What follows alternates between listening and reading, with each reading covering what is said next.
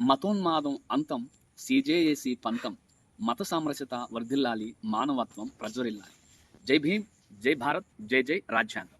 Christian joint action committee CJAC నుండి మీ archbishop doctor Joshua Daniel Chegudi దైవాశీస్సులు, వందనాలు, శుభాభివందనాలు తెలియజేస్తున్నాను.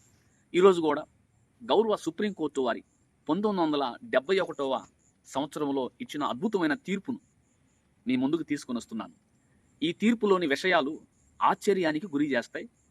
ఇలాంటి తీర్పు కూడా గౌరవ సుప్రీంకోర్టు వారు గౌరవ రాష్ట్రపతి గారి ఉత్తర్వుల మీద ఇచ్చి ఇలాంటి వ్యాఖ్యలు చేశారా అనేది ఇప్పటి వరకు ఈ దేశంలో ఉన్న ఎస్సీలకు ఎస్టీలకు ఎవరికి తెలియదు. కానీ ఈ విషయాలను కూడా మనందరికీ తెలియజేయడానికి దేవుడు కృప చూపించి ఈ తీర్పును మన ముందుకు తీసుకొచ్చారు. ఇదేమిటో మనం పూర్తిగా తెలుసుకునే ముందు కొన్ని విషయాలను మీకు స్పష్టపరచాలని ఆశిస్తున్నాను. దయతో చిత్తగించండి. 1. భారత రాజ్యాంగంలో గల ఆర్టికల్ 1 ప్రకారం మన దేశంలో గల భూభాగం మొత్తానికి గల పేరు ఇండియా, భారతదేశం. హిందూ దేశం కాదు సుమా. అలాగే హిందూ అనే పదము మన దేశంలో పుట్టినది కాదు, మన దేశంలో ఉన్న పెద్దలు పెట్టినది కాదు. హిందూ అనే పదము ఔరంగజేబు కాలంలో నవాబులు మన దేశానికి వలస తీసుకొని వచ్చారు. హిందూ అనే పదానికి అర్థము గౌరవ పీఠాధిపతి చిన్నజీఆర్ స్వామి గారు ఏమి చెప్పారు అయ్యా అంటే, హిందూ అంటే అర్థము కాఫీర్. కాఫీర్ అనగా దౌర్భాగ్యుడు. మీరందరూ దౌర్భాగ్యులు కాబోలు అని చిన్నజీఆర్ గారు. మీరు ఆ సింధు హిందూ ఇది పేరు పెట్టుకుంటే ఇప్పుడు ఆ పేరు ఎందుకు వచ్చింది? ఎవడో పెట్టాడు ఒకడు. విగ్రహారాధన అంటే పడనివాడు, విగ్రహారాధకులను చూస్తే అసహ్యం వేసినవాడు, విగ్రహారాధకులంటే ఉత్త కాఫిర్స్ అని అనుకున్నవాడు పెట్టిన పేరండి.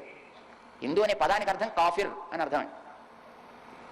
కాఫిర్ అంటే దౌర్భాగ్యుడు అని అర్థం. మీరంతా అదే జాతి వాడు కావాలి. హిందూ అని మతాన్ని పులుముతున్న వారిని, హిందూ అనే మతాన్ని పులుముకున్న వారిని ఎద్దేవా చేశారు. నేను కాదు సుమా, చిన్నజీఆర్ గారు స్వామి చెప్పింది నేను చెప్తున్నా. తదుపరి ఇది హిందూ దేశం కూడా కాదు.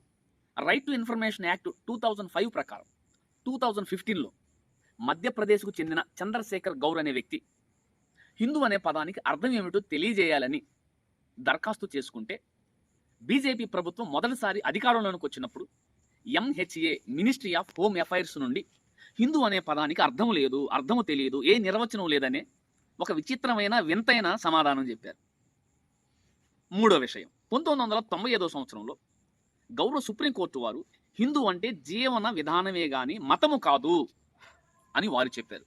నెంబర్ 4, బీజేపీ రెండవసారి అధికారంలోకి వచ్చిన తర్వాత 2019వ సంవత్సరంలో అక్టోబర్ 4వ తారీఖున మినిస్ట్రీ ఆఫ్ హోమ్ అఫైర్స్ నుండి ఒక సర్క్యులర్ని భారతదేశ వ్యాప్తముగా అన్ని రాష్ట్ర ప్రభుత్వాలకి జారీ చేశారు. ఆ ఉత్తర్వులు 2019 నవంబర్ 29న అధికారికంగా రాష్ట్ర ప్రభుత్వాలకి జారీ చేశారు. ఆ ఉత్తర్వుల్లో ఏముంది అంటే, హిందూ అనే పదాన్ని ప్రభుత్వ అఫీషియల్ రికార్డ్స్లో అన్నిట్లో తొలగించండి అని ఉంది. మరి ఇన్ని రకాలుగా ఇది హిందూ దేశం కానప్పుడు, హిందూ అనే పదం ఇతర దేశాల నుండి, ఇతర మతస్థుల నుండి ఈ దేశంలోనికి వలస వచ్చినప్పుడు మన దేశ పెద్దలు, మన స్వతంత్ర పోరాట సమరయోధులు పెట్టని హిందూ అనే పేరుని, హిందూ అనే పదానికి అర్థం లేదని చెప్పిన గవర్నమెంటు, మరి ఇన్ని రకాలుగా హిందూ అనేది మన సంస్కృతి కాదు అని చెప్పింది ఈ ప్రభుత్వం, మన పెద్దలు కూడా. అలాంటిది ఈ దేశంలో పుట్టిన వ్యక్తి హిందూ అని ఎలా అవుతాడు? ఈ దేశంలో పుడితే భారతీయుడు అవుతాడు. తదుపరి వారు ఏ కులంలో పుట్టారో ఆ కులం వస్తుంది. ఫస్ట్ నేషనాలిటీ వస్తుంది, సెకండ్ క్యాస్ట్ వస్తుంది, third after 18 years as per supreme court judgement religion వస్తుంది.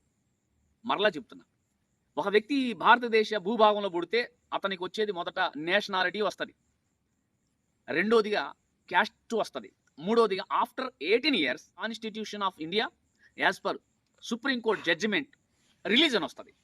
మరి వీటికి భిన్నంగా పుట్టిన వ్యక్తి హిందూ అని ఎలా చెప్తారు అనే విషయాన్ని కూడా ఈ భారతదేశంలో ఉన్న ఏ వ్యక్తి చెప్పలేడు, చెప్పబోడు కూడా. అంత సాహసించలేరు, సాహసించాలన్నా వారికి అర్థం తెలియదు. అంతేకాదు 2017వ సంవత్సరంలో భారతదేశం తరపున ఐక్యరాజ్య సమితి ముందు 150 మంది ప్రతినిధులతో అప్పటి అటార్నీ జనరల్ ముకుల్ రోహత్గి గారు సుమారు కొన్ని వందల పేజీలను అఫిడవిట్ రూపంలో ఐక్యరాజ్య సమితి వారి ముందు సమర్పించి జెనీవాలో జరిగిన ఐక్యరాజ్య సమితిలో మాది హిందూ దేశం కాదు, మాది సెక్యులర్ కంట్రీ, మా దేశంలో అన్ని మతాలకు సమానత్వం ఉంది అని కొన్ని వందల పేజీల అఫిడవిట్ ఫైల్ చేశారు.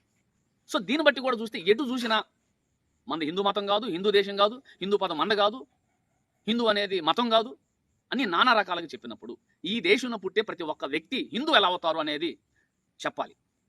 హిందూ కానప్పుడు ఈ దేశంలో అణగారిన వర్గాలు ఎస్సీలు ఎస్టీలు పుడితే మాకు బలవంతంగా హిందూ అని పెట్టారు.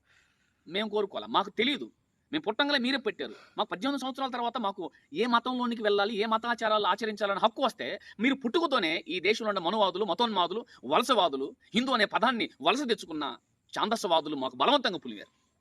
మా పితరులకు తెలియక అమాయకంగా చదువు లేదు కదా మాకు. అప్పుడు డాక్టర్ బిఆర్ అంబేద్కర్ గారికి తాటేక గట్టి అవమానపరిచిన ఈ మనువాదులు, మతోన్మాదులు, మత ఛాందస్వాదులు ఇప్పుడు ఈ పదాన్ని హిందూ అనే మతాన్ని మాకు బలవంతంగా పులిగారు. అందుకే డాక్టర్ బిఆర్ అంబేద్కర్ గారు అన్నారు, నేను హిందూగా పుట్టాను కానీ హిందూగా చనిపోను అన్నాడు. సో ఇన్ని రకాలకు చూసినా, ఏ విధంగా చూసినా నేను చెప్పిన ఈ విషయాలకు, నేను అడిగిన ప్రశ్నలకు ఈ దేశంలో జవాబు దొరకదు, చెప్పే వ్యక్తి లేనే లేడు. ఇలాంటప్పుడు ఎస్సీలు ఎస్టీలు హిందువులని ఎలా నిర్ధారణ చేస్తారు? ఈ భారతదేశంలో పుట్టిన వ్యక్తి హిందూ అని ఎలా నిర్ధారణ చేస్తారు?